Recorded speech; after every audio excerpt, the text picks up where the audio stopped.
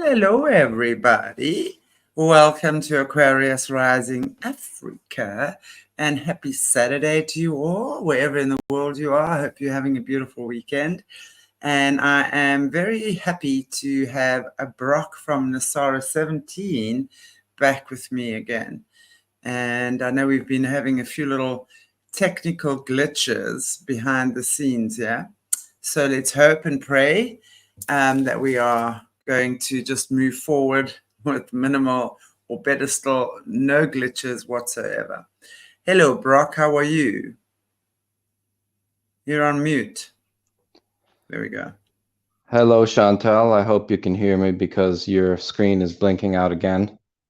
No. I'll say good morning to everybody in States and good afternoon to everybody in South Africa. And hopefully we can get through this with minimal technical difficulties.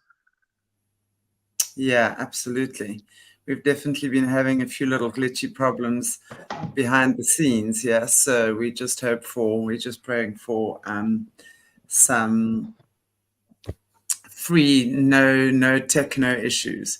Hello, Linda. Hello, Scotty. So we've even got the Aussies here on the show. Nice to see you guys. Thank you, everybody, for joining us again. And I always enjoy having chats with you, BROCK, because we talk about all sorts of cool things. So, flossy few clothes.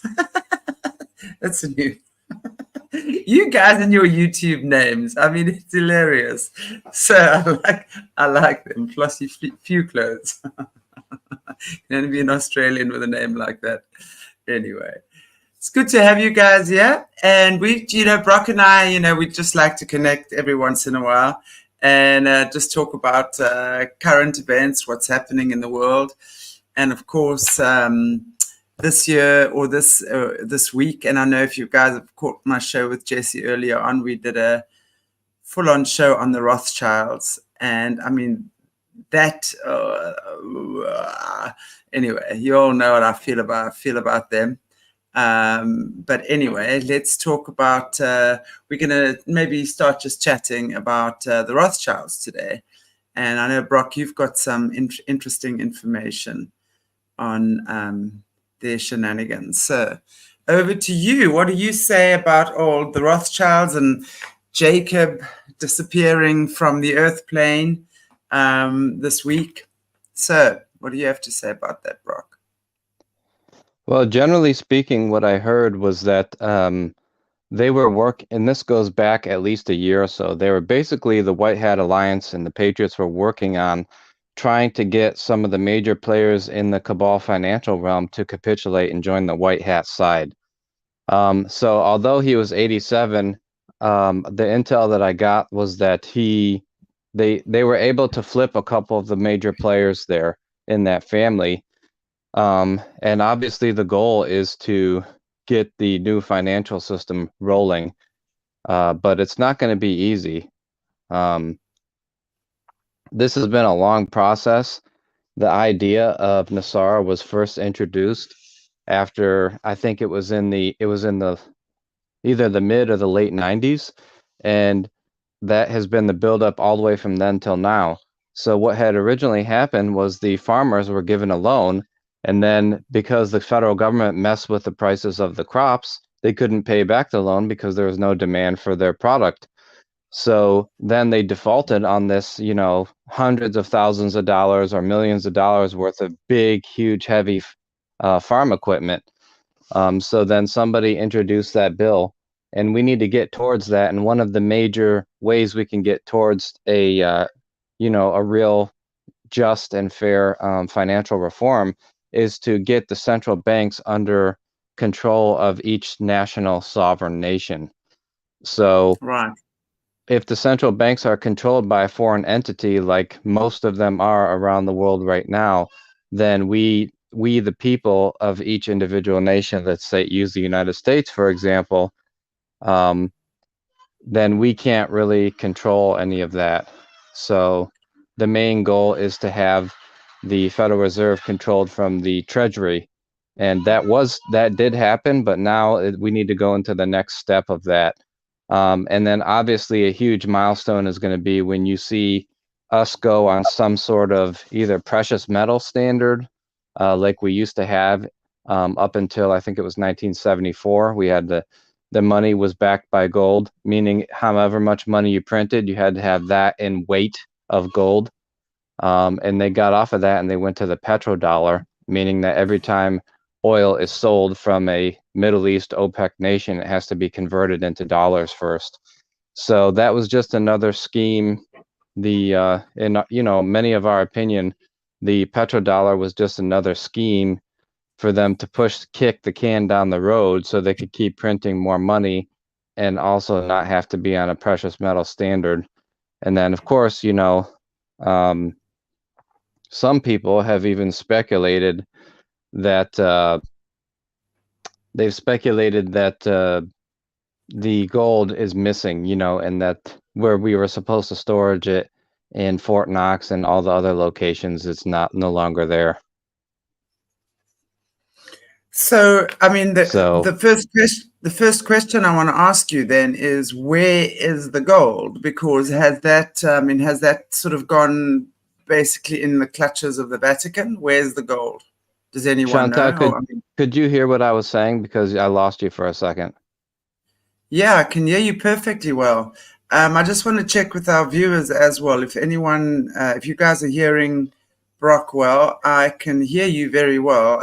I'm not sure what is happening there with you. And if you guys can hear me as well, please, if you can just give me a thumbs up or a heads up in the chat here and just let me know what's happening there. Yeah, let's see what the audience says, because I don't want to be, going on if nobody can hear me as well. I will, if there's a problem with the sound coming from your side, I will leave you a message in the private chat. So just keep an eye on the private chat. But no, it looks like all good. Yes, we all talk. Everyone is able to hear you. So I Fantastic. hope that. Yeah. But the first thing I want to ask you then is, if the gold has gone missing, where would it be? I mean, has that now been something that the Vatican has taken over? Have they snacked that? What has happened with that gold? Do we know? You have to repeat that because you were blinking out again. Okay, what has happened to the gold? Has the Vatican taken over it? Well, the United States, from what I understand based on my research, they have to pay homage to the Vatican, and a certain percentage of the tax dollars goes to the City of London, and a certain percentage still goes to the Vatican of the income tax. The actual gold, we can speculate. We can just make a blanket statement that says the cabal stole it, but we don't know where it is.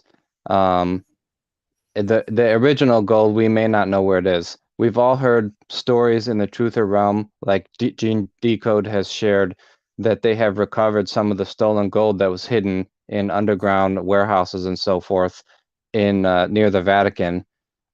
So if those are true, then that means that they recovered all of the gold that was stolen from the sovereign nations. So if that, assuming that's true, what Gene was saying, then we'll have enough gold to more than likely go back on the gold standard in the near future without having to worry at all. Well, I certainly hope so, because I know, I mean, that we've been hearing so many rumors in the last couple of years about, that the Vatican is bankrupt and stuff like that. I don't believe that for one moment. I think these guys have been trafficking all our resources as well, and it's probably hidden somewhere in the bottom of something. So for me, I just find that interesting, is like, where is the gold? Because if we're looking at the whole central bank system, we know that's been controlled by the Rothschilds since the beginning of time, right?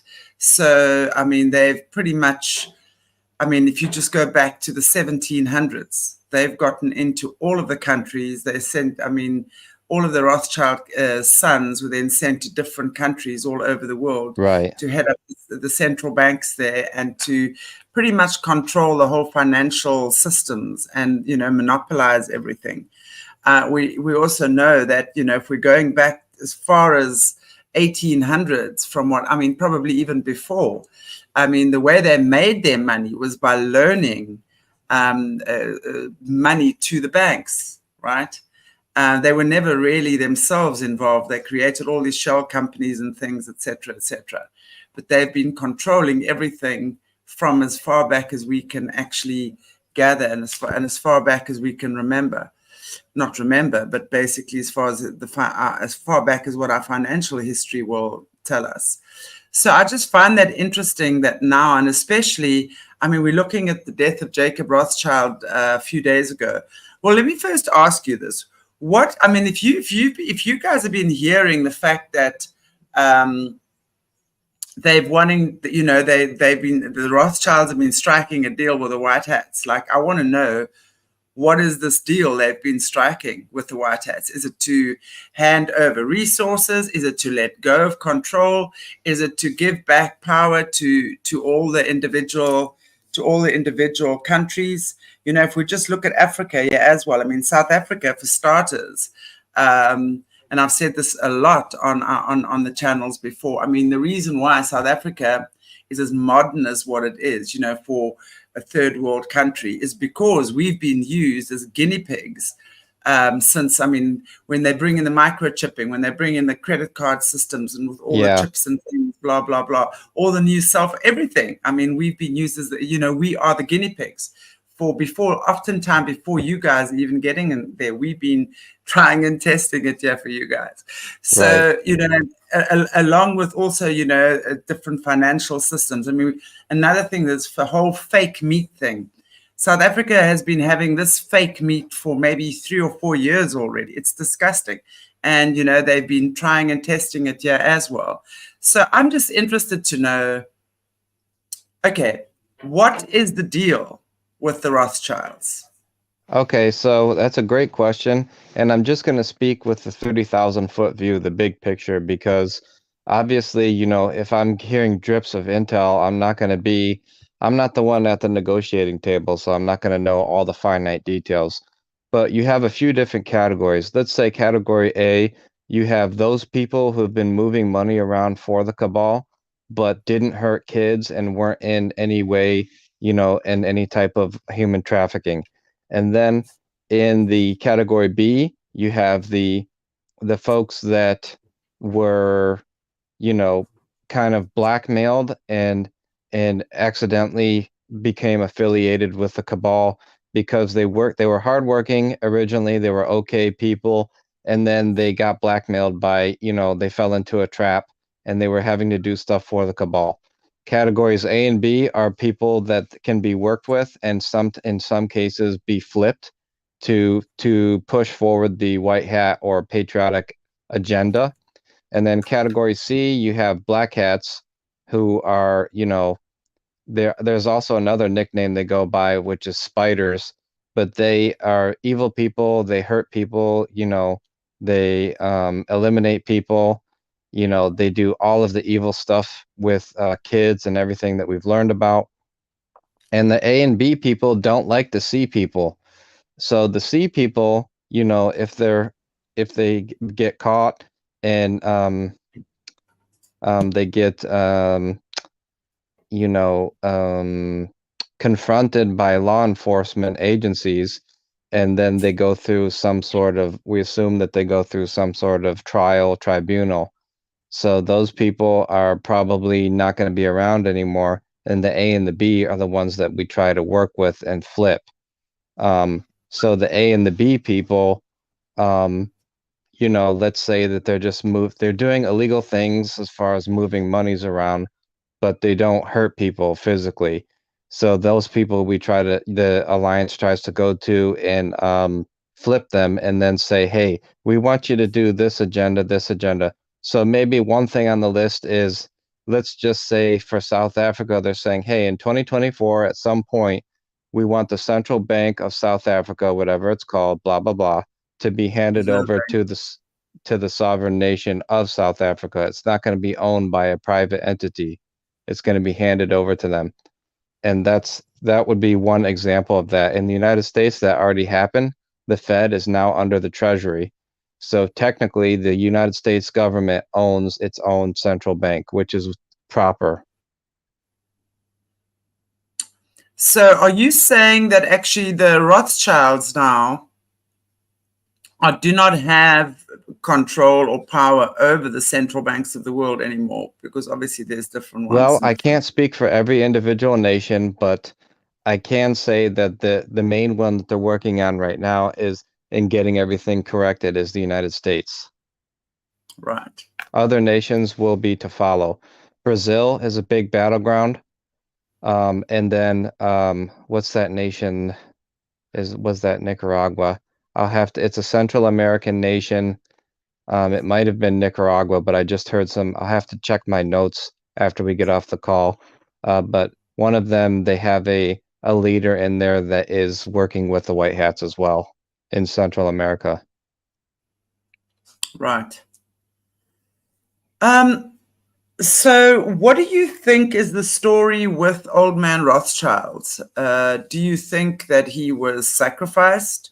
Do you think that he willingly gave up? What's the story? Because again, we're looking at the time of his death as well. It just kind of seems like a very interesting time that he died as well. Sure. But also, we know these old demonic creatures have a way of doing things as well, which I think is way beyond my level of understanding. You know, the more I learn about them, the more my jaw just drops on the floor. Yep. But, you know, so what is your take on the timing of his death? And, you know, from your understanding and from obviously your, you know, the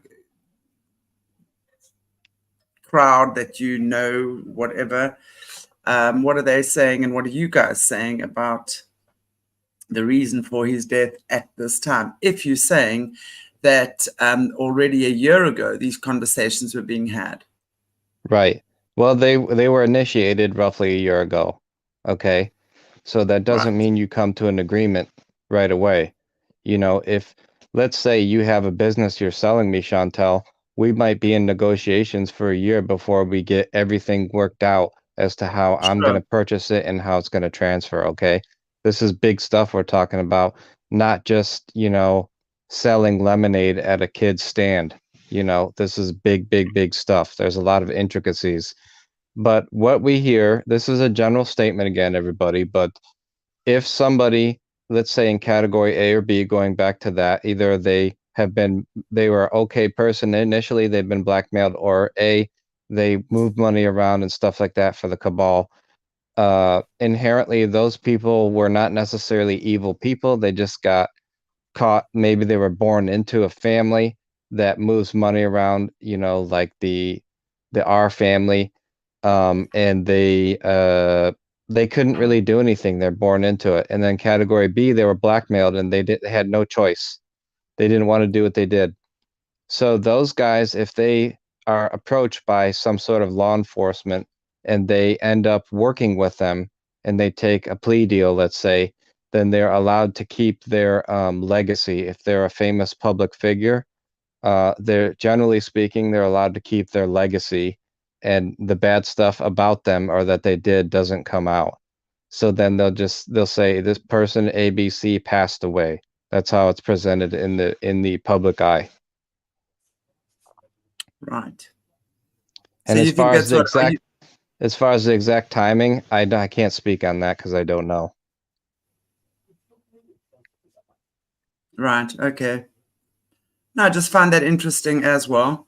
You know, just to obviously, I just find it very interesting that the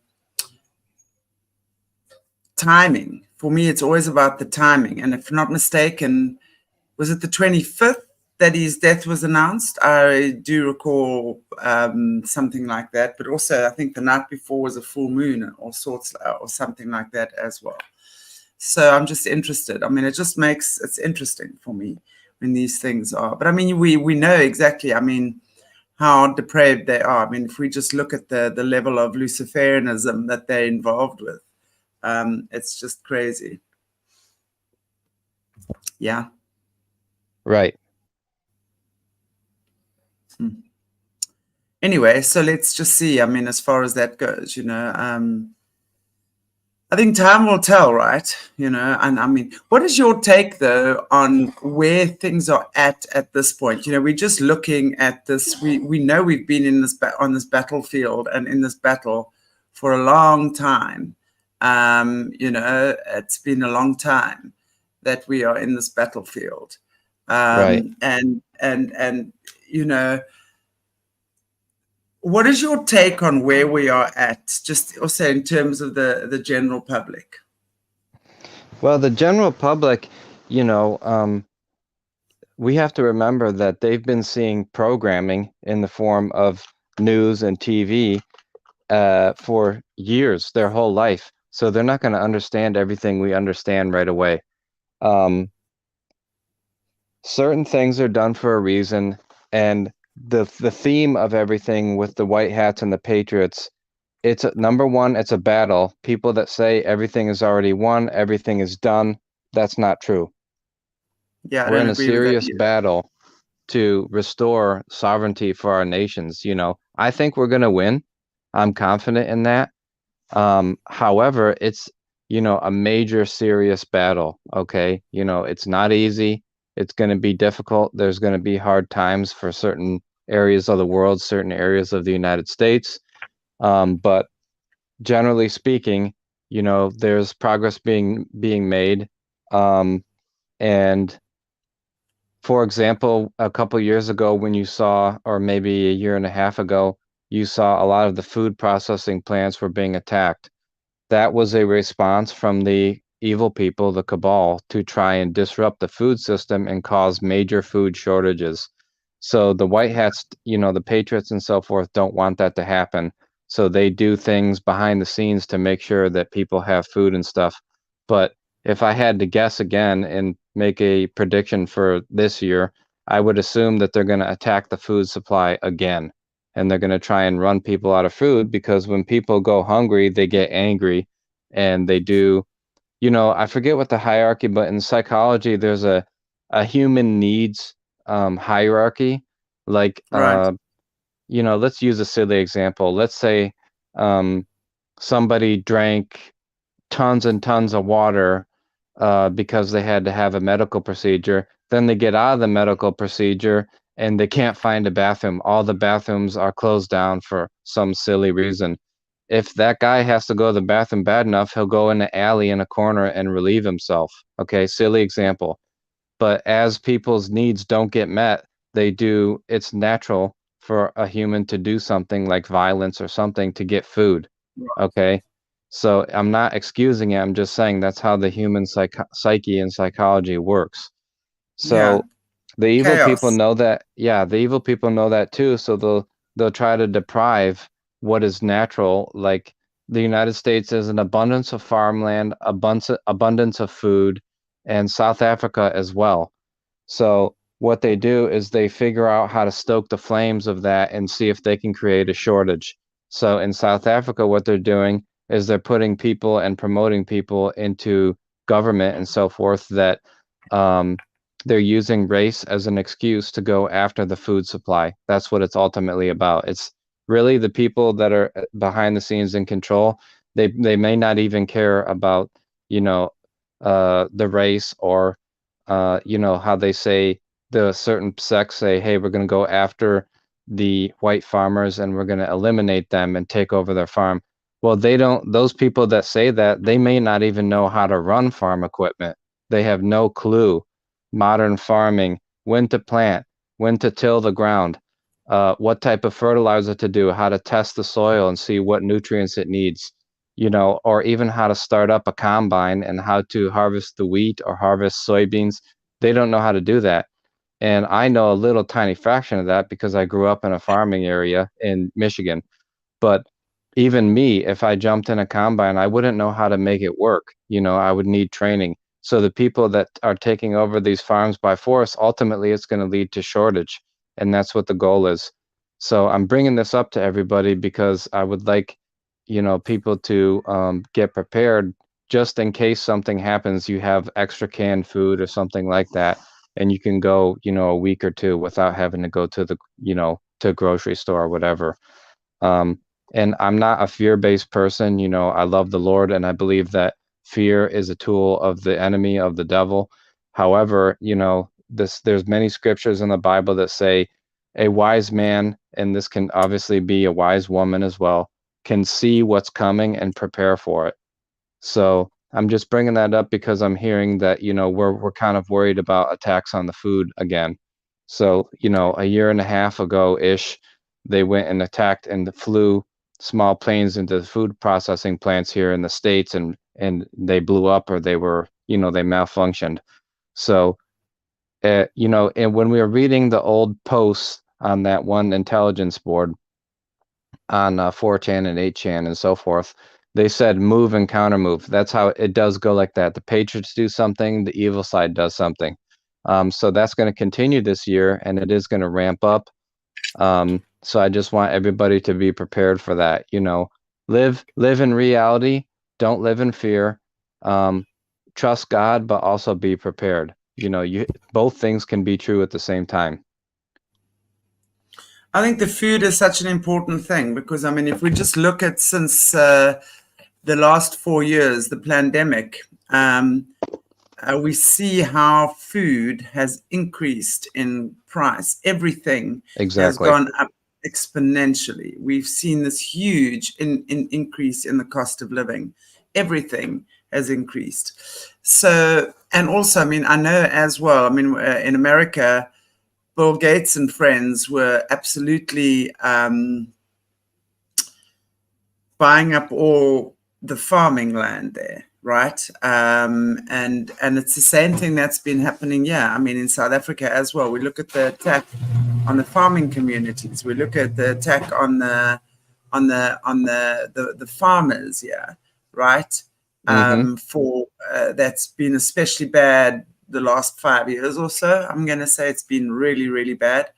That there's been a massive attack and killing the farmers, etc. So, you know, we know that the farmers are really the backbone of any society because they are the ones that grow the food. They are the ones that, you know, obviously, if you go to any of your local supermarkets, you buy meat or vegetables or fruit or whatever, it comes from a farmer, right?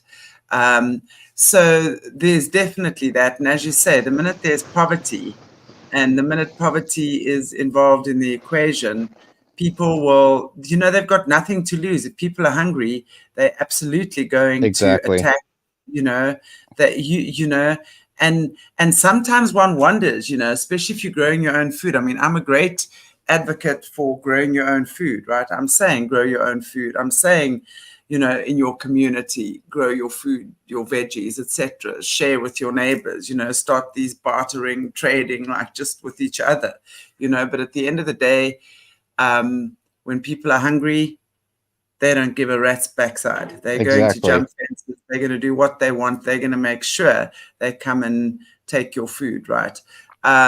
So there's that, you know, the whole thing is obviously that we want to try and avoid that and again, I mean, I look at that because we see that happens in South Africa a lot.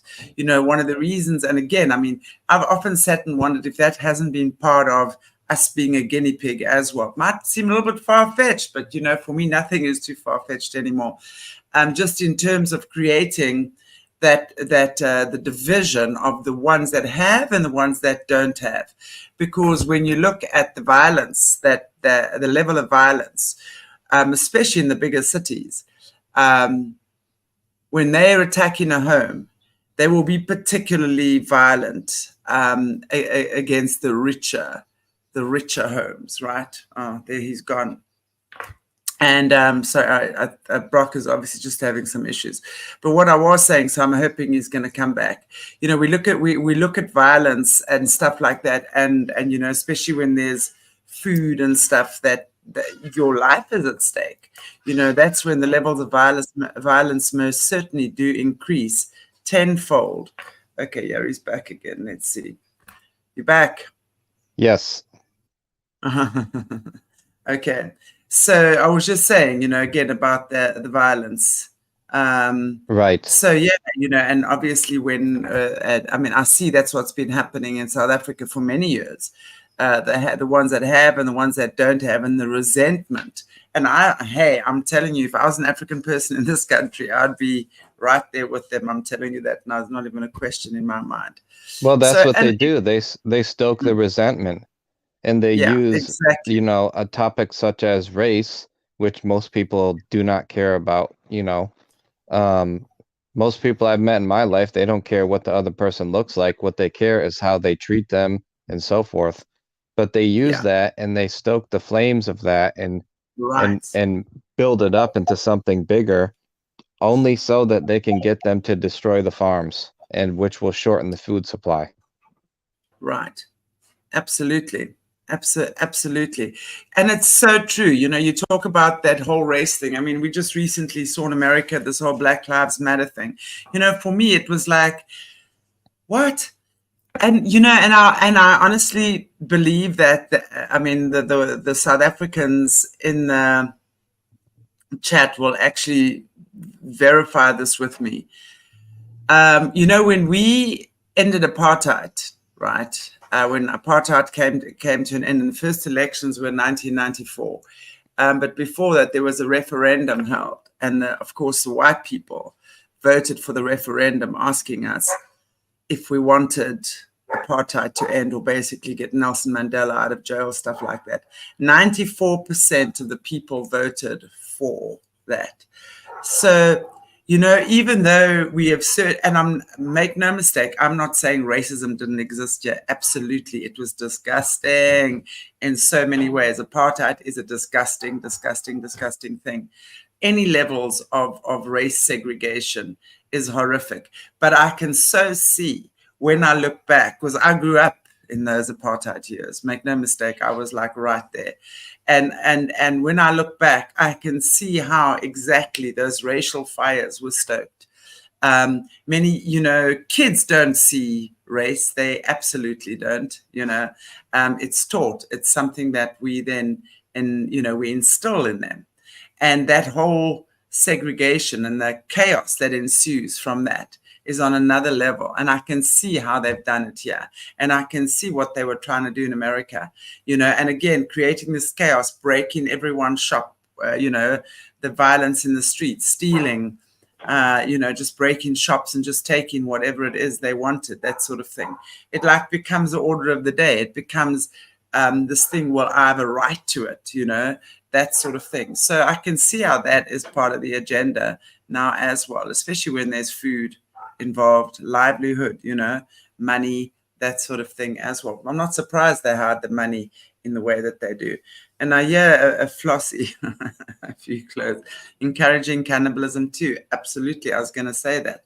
I mean, we know, I've seen, and I've even looked it up, that there's certain cannibal restaurants happening in America. They have them there.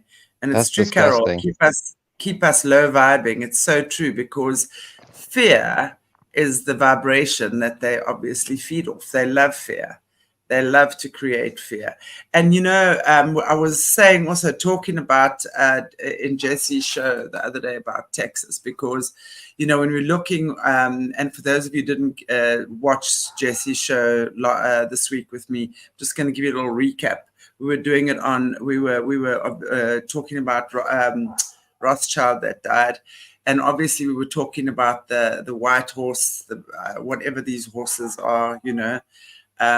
The one, and of course, the one that Beyonce, the singer, is always riding on is the white horse. And for me, it was very, very interesting that within the 2 weeks that he dies, she suddenly starts becoming a country and Western singer. And obviously in her cowboy boots and a white hat at is it the Super Bowl that she was at? And then, of course, I'm hearing, and I was saying, and the song was called Hold'em, Texas, or something. I don't even know. I think it's called Hold'em, Texas. And then we're hearing about all these fires in Texas. And yeah, I'm hearing what Duke's saying, cattle dying in Texas wildfire. So again, we're looking at this and we're just seeing this correlation of stuff happening. You Exactly. know, and that for me. Texas is a huge ranching community. You know, they raise a lot of cattle. you know, for its whole history, they raise a lot of beef. Yes. So I'm sorry to interrupt you, but yeah, go ahead. No, no, no, no, no. Absolutely, I agree, and of course that would be a great source of food, right? Absolutely. A source of and now exactly. And Beyonce, I'm sorry, I don't trust her as far as what I see her. And there's No, all you this shouldn't. weird stuff going on with the royal family at the time. I mean, with Charles getting sick and Rothschild, who's the real king? Was it Charles or Rothschild? You know, at the end of the day, I don't believe it was Charles, poor Charles. And then William not being able to go to the memorial service of someone or something.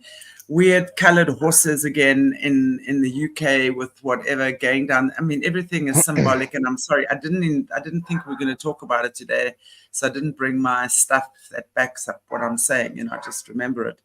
But so a lot of weird stuff going on, and Catherine, Princess Catherine, being ill. But then, of course, Queen Bey, Beyonce, in full force. And I was watching stuff on YouTube, and you know, she really says in some of the stuff there, the world will bow down to Queen Bey. Yeah, she's Um, the Illuminati. Totally. I mean, there's not even a question around that. I mean, she's just, but wow, so nasty. But I just find it interesting. And after she's got the song, same time Rothschild goes out, her song comes in as a big hit, like overnight. And Oh then yeah. Texas wildfires and all this cattle burning down. It's just horrible. So I think, you know, these are the things that to me it's all symbolic. It might not seem that it's interconnected, but there's definitely a lot of connection going on. Well, Biggest fire in Texas history is what Duke's saying. Isn't that crazy? At the same time that Rothschild goes out. What do you think they're saying there to us? I mean, that to me is well, they like, do, just I mentioned earlier, moves and counter moves. There was most likely something that happened behind the scenes. And keep in mind, everybody, you know, some things we can talk about publicly and some things we can't, okay? I'm just saying, you know, being honest with everyone.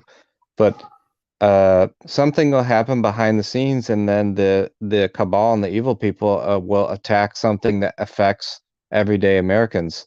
And the whole thing with the AT&T outages, there's a bigger story to that as well.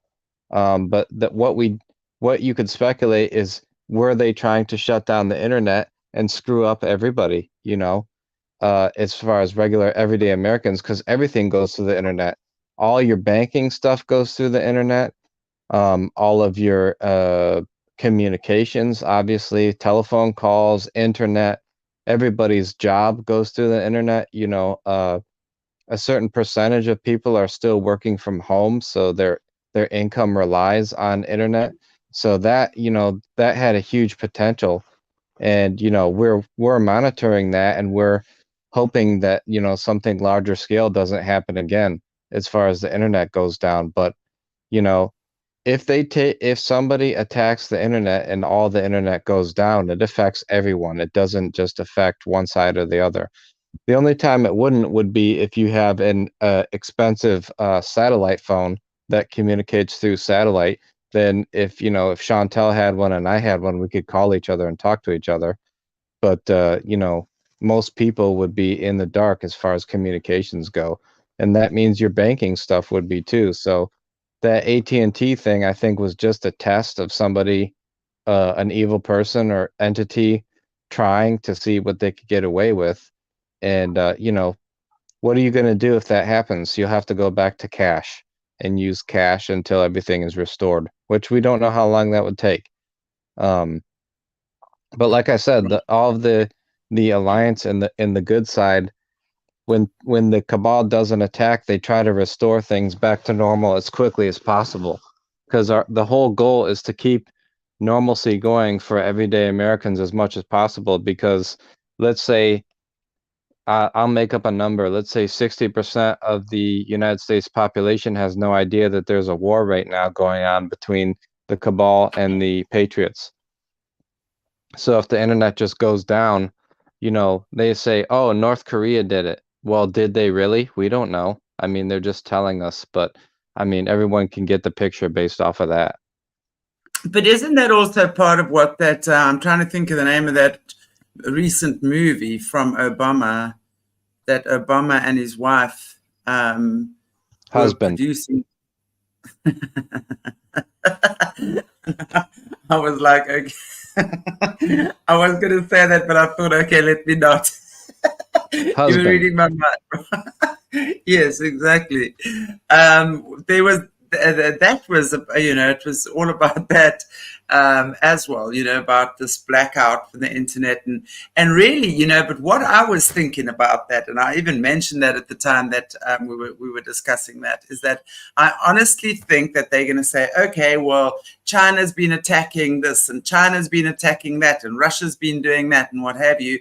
So we give you a blackout for 10 days or a week or even 3 days. But in that time, they change all the security systems as well. And then they install new security systems with these hawk eyes on us, because in that, for me, They is already what the have next. that. Yeah. But even worse than what it is now. The only thing they don't have right now is they're trying to push the central bank digital currency, but they can't because something is hindering them from doing that. Yeah. And when you Hint, say hint, something, hint. what would that something be? Somebody stopped it. Mm-hmm. They're working on making a deal behind the scenes. Okay. So there are things happening behind the scenes that's stopping a lot of this stuff. Is that what you basically say? Yeah, the Patriots are working overtime on that. It's absolutely amazing. Some of the stuff that they've done, you guys, and even let's just say one thing. Let's say I have a friend that works for a counterterrorism unit, okay? The stuff that they say that they're like, okay, we stopped ABC, and we did that every month or every other month. So every 60 days we stop something major. Would blow your guys' minds how hard they're working on doing all that, and how many things that they prevent from happening is just mind-boggling. Sorry, I've just got someone at my door. So, but I agree with you in terms of that. I mean, I think there's a lot of stuff that's actually happening that we haven't actually been able, that we don't really know about, that's happening behind the scenes. For sure. So I think, yeah. Very interesting. Wow. So I just think, hopefully time will make us aware of what is actually going on here. No, we won't know everything. Everything's not going to just automatically become public knowledge. It's going to take time, yeah. It's going to take time. Anyway. Wow. Okay. Well, you know what I wanted to actually ask you as well. We're talking about the A, B, and what have you. When it comes to the class A, the B, the blackmailers, whatever. Aren't they all actually blackmailed though? Everyone who's in the system, aren't they all actually blackmailed? No, some of them are born into it. Yeah, they are. But I mean, in order to keep the secrets of the Brotherhood, they would be blackmailed on some level, won't they? Because it's all just one big secret thing. Maybe Jesse could answer that better for you, but I use the categories A, B, and C just to simplify everything. There might be some gray areas with that earlier when we were talking about the different types of people. But no, I don't think everybody's blackmailed. Some people might just be born into it and doing it because that's the only thing that they know. Right. Exactly. Anyway, I'm just interested. No, I was just saying it's a little complex. I mean, I'm just boiling it down and making it simple as possible. But there could be different cases too. Like our friend Jessie, she was born into it and she got out of it. So there are situations like that as well. There always going to be, the whistleblowers that actually speak about these things as well. But I think, when we're talking about these guys that are moving stuff around, and not just money, but of course, money is the biggest thing for them. It's all about money, power, Absolutely. etc. It's always going to be, that's going to be the biggest thing for them. But anyway, it's just very interesting. What do you think the biggest thing we have to look for this year? I mean, I mentioned some things about, I think that they're going to go after the food supply. I also Definitely think the there's food going to supply. be, I also think there's going to be more disclosure for all truth or related topics slowly and steadily over the progression of the year. What do you think is going to be happening over the 2024? Yeah, definitely the food supply as well. I just think already there's a lot of stuff happening here. I mean, if we're looking at the death of Rothschilds a week ago, there's that. So it's also talking about the money as well. And I agree with what you're saying with a lot of what's going on. There's a lot of movement going on there. And I think there's a lot of stuff that's happening that we aren't even aware of. But definitely the food supply. I mean, if you're looking in terms of what the type of bugs they're putting into the foods already. I actually posted something on Twitter this week. We got to look at the names, and we've got to educate ourselves on the names, because they're already starting to put crickets and locusts and all sorts of things in our food supply. So that's already happening. So you mean they're coming up with what, a code name or a Latin name or something we don't understand, and they're putting that in the food supply? Just hang on a sec. I'm just going to find it here quickly. Okay.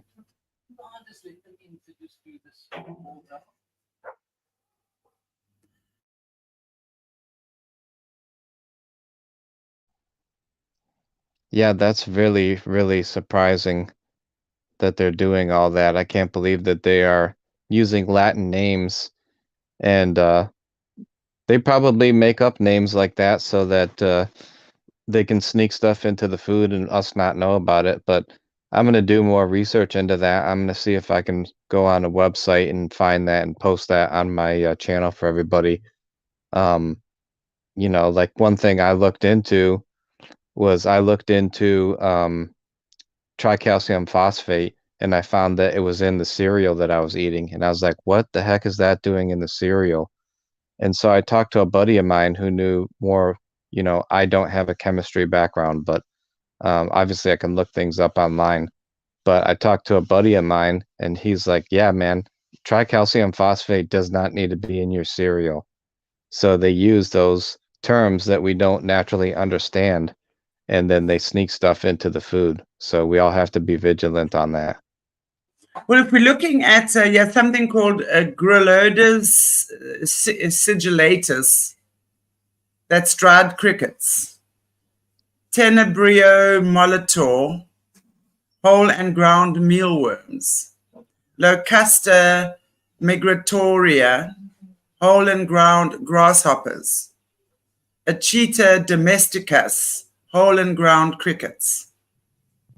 And that's like just a little bit of what's they're putting into our food right now. So basically they're saying what we really have to do is just check the ingredients, and we have to be aware of what these things are, because more and more, I mean, and again, anyone who's been watching my shows with Jesse will know that what they have done with kids, right? Right. I mean, that's why so many kids have just disappeared off the face of the earth, and you can't find a single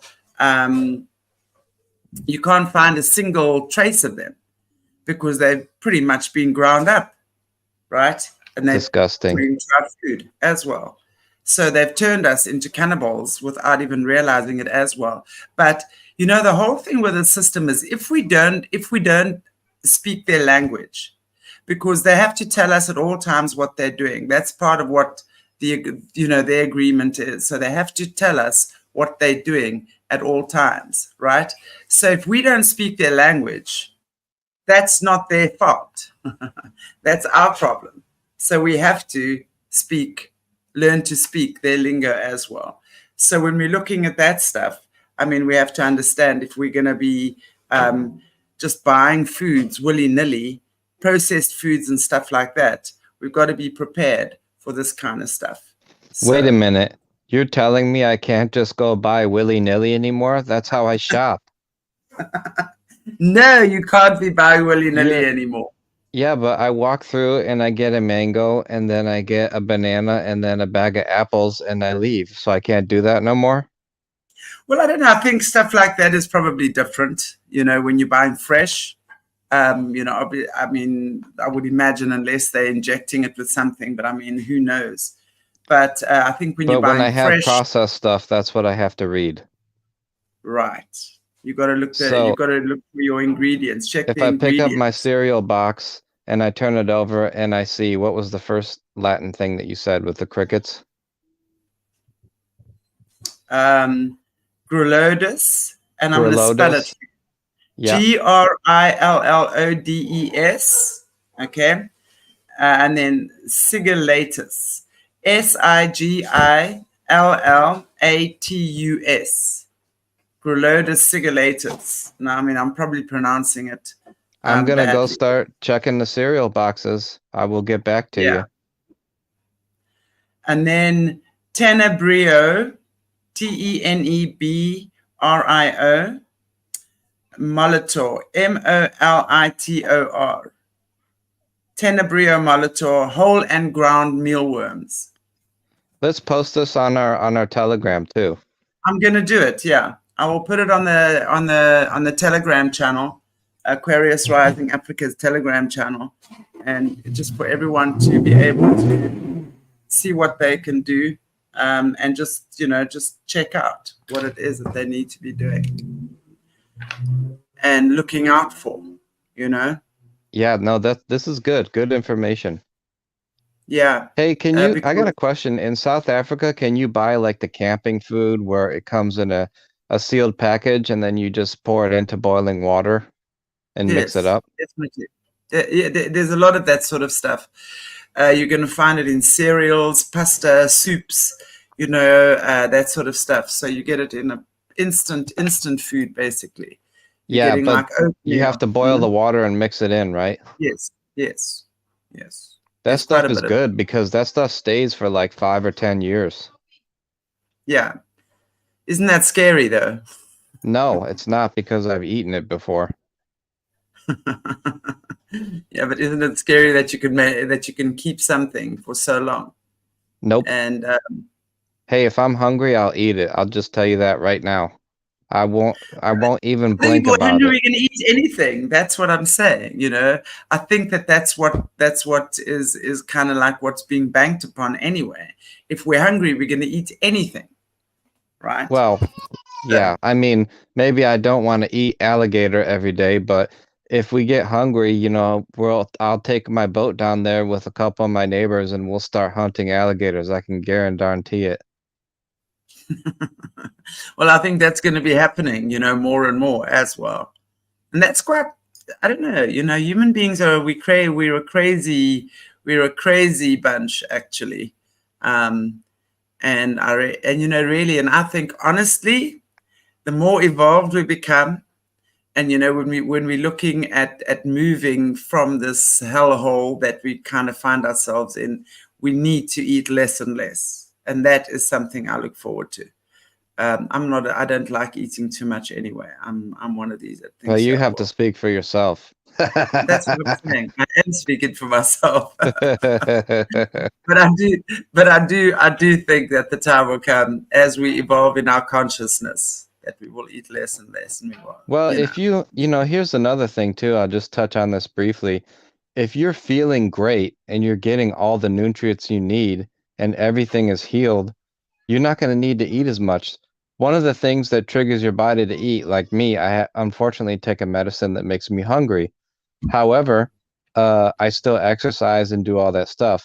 But even if you just take an average overweight person, and let's say they go and take their doggy for a walk twice a day, they're getting exercise in every day. But why are they very obese?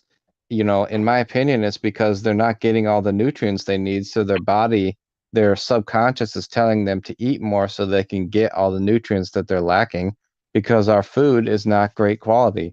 It's exactly, nutritionally deficient. exactly.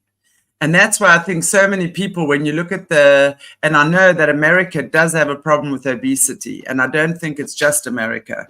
But I think, you know, there's a lot of looking at that, creating this unhealthy relationship with food.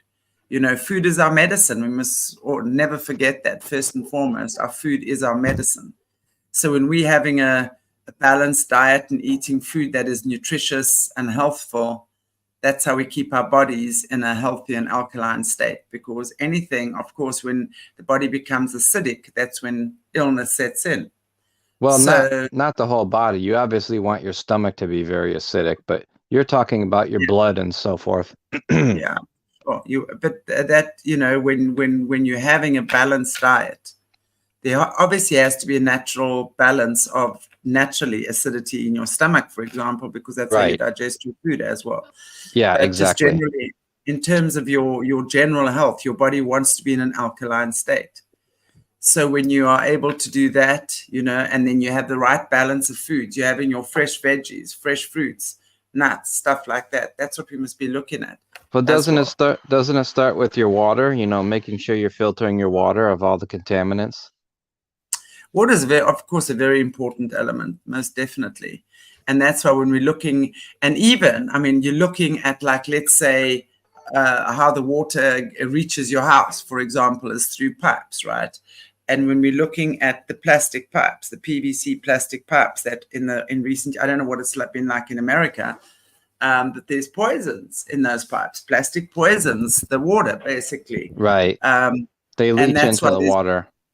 Yes, and that is but why the less older and houses less are the older houses are copper, right? Exactly. So that in the old times, everything was copper, because copper obviously purifies and it has a very good frequency. Okay. And so It does. you know, and nowadays when, and I'm hearing, I don't know what it's like there, but I know over here as well, if you want to have copper pipes put in, you've got to get special permission. I'm like, you've got to be kidding me. You don't need special permission here. You just have to pay the difference because the plastic, I think what they use is called PEX, P-E-X. But if you buy a brand new house, my house is old. Well, it's relatively old, so it still has copper. But you know, the drain pipes can be PVC. You don't want those to be cast iron. The drain pipes are fine because they're taking the wastewater. But the feed lines, Sure. you know, you would ideally love those to be copper. Indeed. And that's why as well, you know, but you can, you know, over your water and stuff like that, you know, when you drink your water, to create that frequency. I mean, I play sound over my water to get, because when you look at the water, if you take your water and you freeze it, and there've been lots of not tests, but a guy called Masara Emoto Masara. I know what you're talking about. Yeah. Took different samples of water from different places, froze it, and with a high-speed camera, took pictures of the water crystals. Yep. And you can see there's a huge difference between healthy water and contaminated or unhealthy water. So, of course, as a woman, we have about 80% water in our body. As a man, around about 72%. Right. So water is so important. So the whole thing is also to try and drink out of a glass bottle as opposed to a plastic bottle. What about stainless steel? Yeah, stainless steel is better than the plastic. You know, you know. I'm just looking. You know, maybe she doesn't know most Americans can't afford a healthy, balanced diet. Okay, I'm assuming she is me. I understand that food, we're talking about food, is obviously something that has become incredibly expensive. Oh yeah. Right. And that's part of what they are doing, which is why I, you know, recommend, you know, what is the solution? The solution is that we've got to come together as communities, and talking about, you know, growing your own food if you can. Oh, yeah. I mean, even if you put little plant boxes in your kitchen window or whatever, you know, I understand that not everyone has a great big garden at the back of their house. But, you know, at the end of the day, we have to be taking responsibility for our health and our body. Well, they have, in the way, sorry, carry on. No, I was just gonna say apples and bananas are very cheap, and my girls eat those like candy, you know. Absolutely. Of If you course, I just, do too, but you can get a lot fruit, of bananas for $10.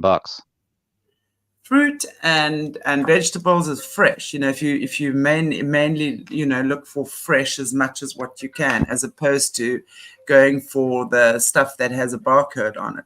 Anything that has a barcode on it is basically processed.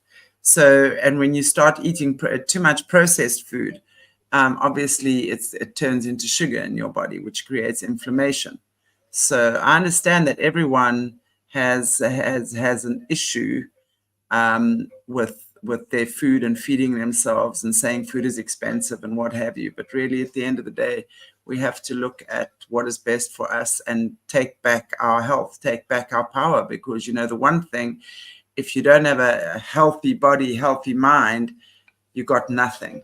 Anyone who knows, that has had pain knows that pain robs you of all your joy. It robs you of your most beautiful moments. It robs you of anything good. So, yeah, I agree. There's plenty of wild fruit you can eat. There's lots of things that people can eat. We've just got to make a concerted decision to do that. Um, that's really what we have to do at the end of the day. Decide what works for us.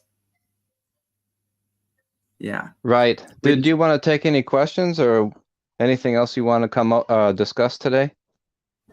Yeah, I think we're in an hour.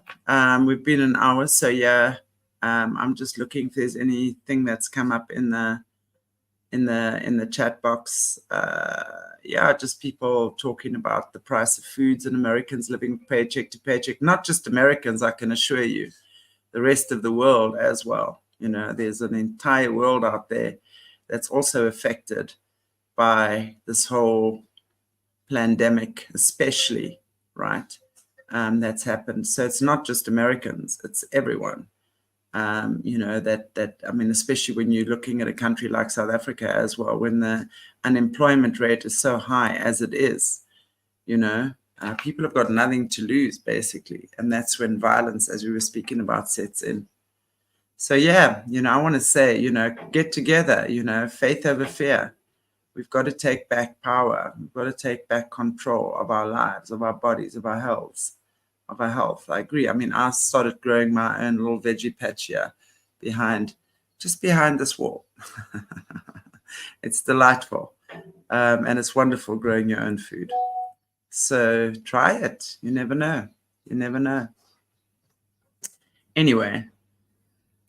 Okay, guys. Well, I think that's it for me today. I don't know, Brock, is there anything from your side that you still want to add? Oh, no, I'm good. I think we covered everything. Mary, I want to say, can any food be grown on a screened in porch?